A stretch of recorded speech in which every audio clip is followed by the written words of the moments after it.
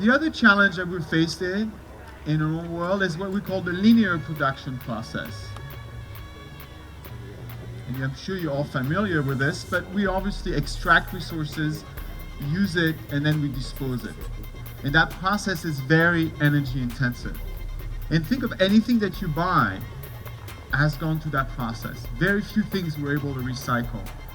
I'll give you an example. Aluminum cans, they're a great way to contain liquids.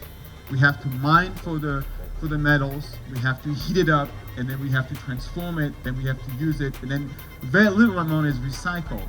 And that whole process is what we refer as heat, beat, and treat. There's a lot of embedded energy in that process. And that's the way we decide to live, and that's been successful for us, but it's not going to be in the long run. The causes of all that is obviously energy.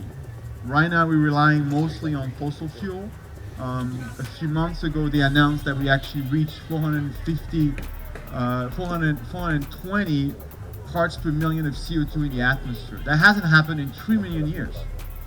Right? And that's all human caused. And it's all because of fossil fuel generation that we've used for the last 200 years, and that's not going to stop. It seems going to continue rising as we're not willing to shift over to new source of energy. The impact on our own life and on this linear system is significant. Not only to us, we all have been more contaminated with different pollutants and other elements that is in the environment that ends up going into our own body, in the air that you breathe, the products that you eat, but also the wildlife, everything else around it. They're affected every day, and they're suffering from that transformation. Water is also what's really essential to life. Your entire body is made of water, about something like 80% of it.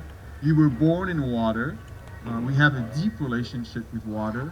Water is the only way your body is able to flow and all the cells are able to communicate and transform on an ongoing basis. But water, as the ocean, we're currently impacting them more and more. I mean, right now there's several of these plastic islands, if you will, and the largest one is in the Pacific. It's 2 times the size of Texas, and it's growing. And it's growing exponentially every year. And a lot of it just happens to be plastic bags, bottles, and other things that we're throwing away that ends up in the ocean. Currently, we're consuming 50 billion bottles of water, and we only recycle less than 10%.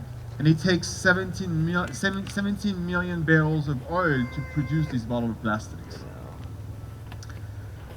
So, at the end of the day, we are nature. We happens to be one of the other many species on this planet. There's many of us, and all the other ones that you probably see here this morning. There's a bunch of birds, there's all kinds of things that are sharing this earth. They're here with us, and there's a coexistence with the world that we live in. And that's the respect that we have to have with them, because they've been here sometimes longer than us, and there's also some humility towards who they are and what they provide to us.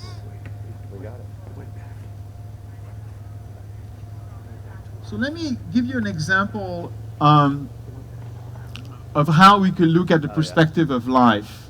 So if I was taking the entire life, which is 4.6 billion years, that's approximately when Earth was formed, and I will put it in 1 calendar year. So if I condense all that in 12 months, this is what it would look like.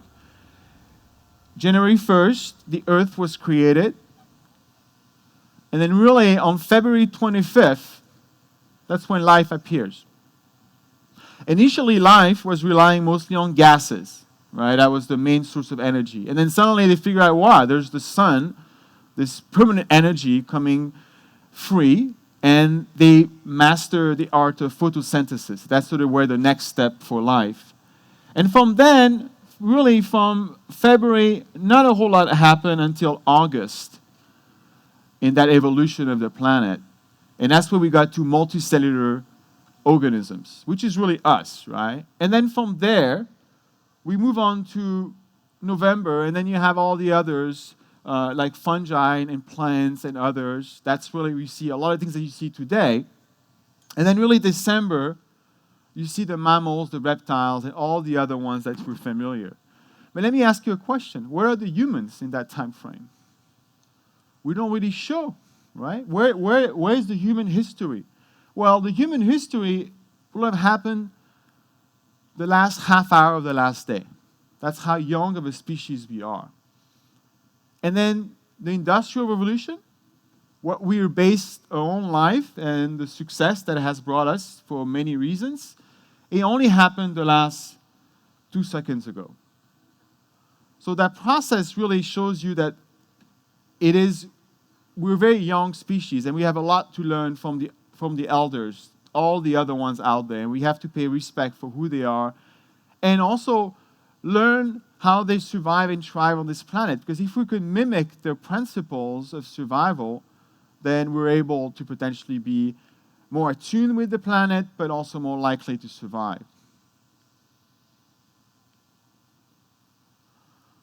So there are many species on the planet, millions, and evolution is an incredible process. It's 3.8 billion years, and it's a constant R&D, right? There's a constant evolution, right?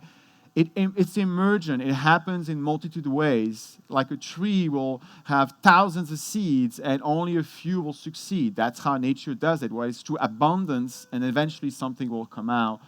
But it's constantly evolving.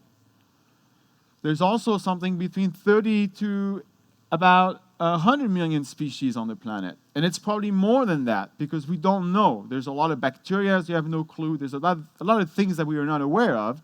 And of these number of species, we know a lot about maybe 1 or 2 million. And I say a lot, it's that we have done a lot of research. Some, we have no clue. We just know a name for it, and that's it.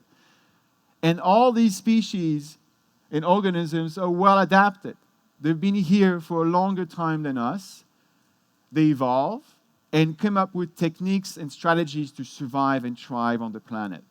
And that's sort of what the heart of biomimicry is, learning from that genius in nature and apply it to your own problem.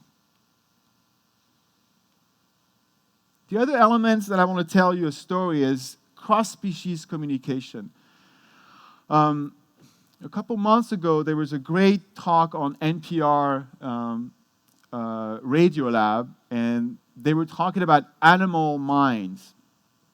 And the story goes, and I'll just briefly tell you, they were talking about how the relationship between animals and humans. The story goes that a fisherman receives a call saying that a large whale, actually a humpback whale, a few hours from the San Francisco area, was stuck into some fishing gears and could not move and was agonizing. So this fisherman put together a bunch of friends, got on the boat, went out to sea for a few hours, got there, and they really saw that massive whale, more than 20 tons, totally almost, instead of being horizontal, it was vertical. I mean, because of the weight of the fishing gear was pulling him down. At that point, the diver went into the water. They approached the whale got really wary. They stay back. They try again. The whale accepted to have the people come to them. And they start cutting the ropes. There's a lot of ropes. These were fishing gears. It was pretty much tangled into that. And at one point, the last piece of rope that was so tied into the tail of the whale, the diver had to almost dig in with his knife under the skin to cut the rope. And once he did that, the whole rope went away, and the whale, swim away. And they were all like happy. They were like, wow, we saved the whale. There were this euphoria in the water. And the whale disappeared. And about 30 seconds later, they saw this massive, dark color coming from the bottom of the ocean. And one of the divers was like, "Oh my God, the whale is coming back. He's gonna take his revenge. Like, humans, what have you done to me?"